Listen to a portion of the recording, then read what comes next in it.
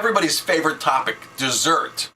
This video is going to outline the key elements in our dessert menu and how to properly prepare for dessert at Aroma Thyme. So this is our dessert menu.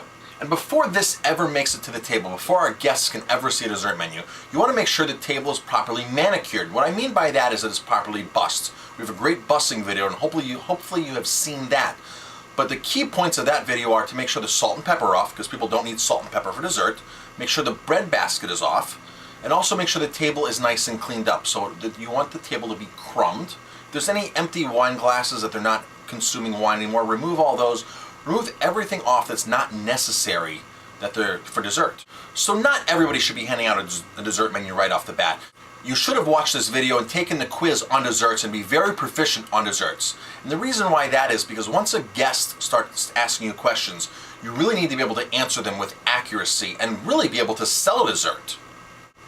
Our most popular dessert here is our chocolate torte, which is a heavenly, really dense chocolate. All of our chocolate here at Aroma Thyme Bistro comes from, it's wild harvested from Ecuador. It's a non-hybridized wild chocolate and it is wonderful. And there's lots of health benefits to that. Here at Aroma Thyme Bistro, we shun away from the use of white refined sugar. We love to use agave nectar or local organic maple syrup, even palm sugar, which is wonderful, brown rice syrup, and we do from time to time use a little bit of stevia, and there's stevia available for our customers for their coffee if they wish. So a lot of customers that come to Aroma Thyme are vegan, not all of them, but some of them are vegan, and they want a vegan dessert. So if you look at our dessert menu, we have great keys on here where there's just a simple V behind the dessert. So that tells you if each dessert is vegan. Now vegan means that there's no use of animal products, such as eggs, butter, or milk, or cream. Also the same thing goes for gluten-free desserts. There's a little nice G behind there to signify if each dessert is gluten-free. Now we can't guarantee 100% that everything's gluten-free, but those are items that we haven't added gluten to and that we know that we haven't added gluten to. There's always a possible risk of contamination anywhere you go. So our blueberry crisp is a phenomenal dessert. It's been with us since day one.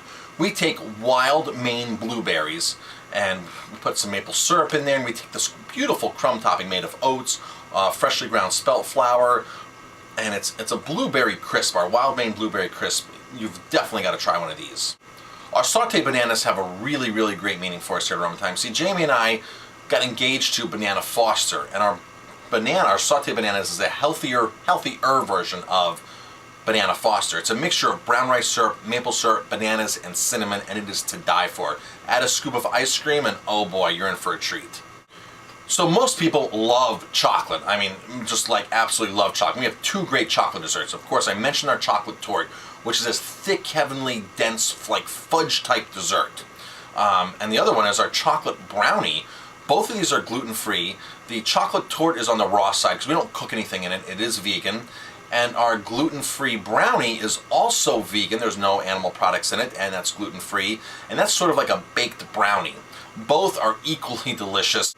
The most important thing to know about our chocolate desserts is that one is super dense and rich like a fudge, and the other one is more like a warm brownie. Coconut is also a main ingredient of a lot of our desserts here and a lot of our food at Aroma Thyme, but some people are avoiding coconut. So you also want to look for the little C behind each item or in the description. If it says contains coconut, then it has coconut, and the guests that are looking to avoid coconut, please don't recommend those items.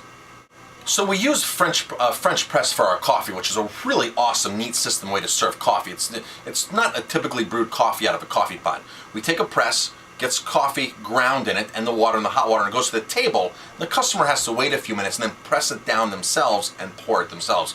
Our tea is also done that way, so we use a French press for our coffee and our tea.